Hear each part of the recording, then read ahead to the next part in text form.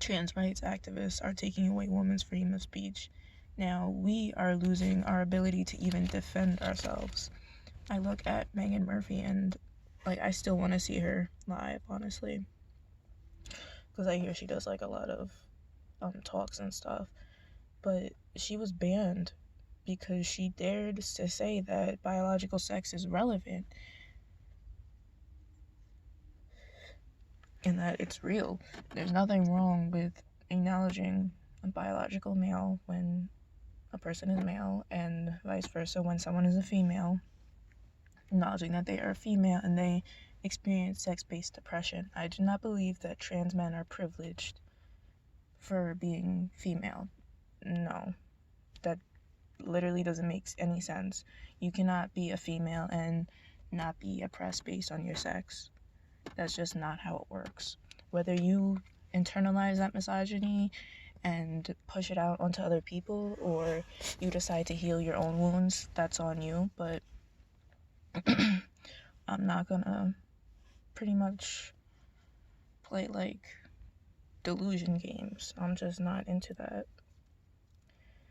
But I've noticed a lot of posts and a lot of accounts for radical feminists in particular, and like I said before, even women who just really have views that aren't necessarily even radical feminists. They're just shared with a lot of radical feminists. Like I said, the whole sex-based oppression thing.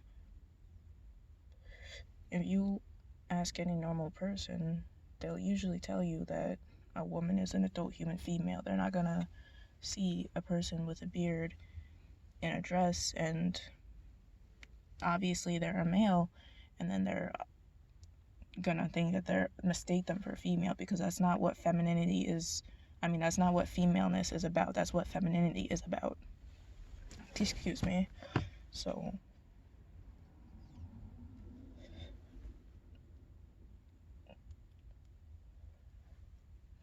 it just doesn't make any sense to me why Twitter, Instagram, Facebook, all these social media platforms, I've noticed they're really silencing feminists and they're silencing female voices. And I think that further goes into how women are often gaslighted about our own victimization. It's like we're allowed to be attacked. Just the other day, not the other day, I'm sorry, this was a few weeks ago, I was getting a bunch of comments calling me a Nazi, just a lot of misogynistic slurs on top of it. I put the person on mute so that no one would be triggered or offended by the post. I didn't really want my followers trying to debate with someone who's so beneath me, because that's honestly out of line. How are you gonna call a woman of color a Nazi? And I'm pretty sure the post was about either sex-based oppression or something with gender critical. Regardless, I put them on mute and I just kept reporting them. Instagram kept getting back to me saying there's nothing wrong with the comment. Are you happy with this experience? And I always would put a frowny face because I'm never happy. They never take anything down that's actually offensive, but they've taken down several of my posts that are not offensive at all. And then you look at people who, like the pedophile hunter Chris Hansen, for example, just a random example, because I was posting about it the other night on my stories. Chris Hansen, the pedophile hunter, he is censored as well because he would use certain words like predator and just other random words that, because YouTube flags them in the same way they used to flag gay terms, I also think that YouTube is just a corporation, and I feel like it's really not even just YouTube, but I feel like all social media, it's all a corporation and it's all intertwined in a way to someone is still controlling how people speak, if that makes sense. Because at the end of the day, Onision, the person who Chris Hansen has been speaking about, should not be allowed to be on YouTube. He's literally raped people because of YouTube. I don't feel that well, I'm sorry, allegedly he's sexually assaulted and abused young girls who are literally children, and he's old as heck. And then on top of that, he was rating underage followers on like a scale of 1 to 10. So why is he allowed on YouTube? Why didn't YouTube just ban him right off of that? If you're preying on children, then why do you need a community of children to be fostered now?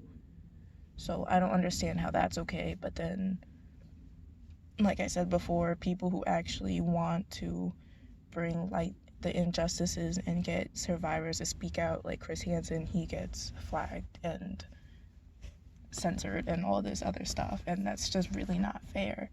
I really think that this is like either a conspiracy, or all mass media is, well, I already know all mass media is male dominated and patriarchal, but I really feel like there's something that's actively being put forth to actively silence feminists, like at this very moment. Like, I think it's like a repeated pattern now, and I don't know if anyone else has noticed this pattern.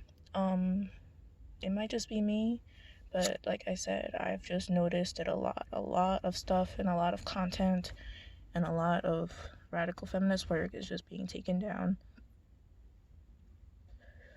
It's always flagged, or this post goes against our community guidelines. And how could you even determine hate speech? Isn't hate speech when you invoke harm onto someone? I've reported people who have threatened me and nothing, but when I post trans women are biologically male, that's hate speech. Like, I don't get it.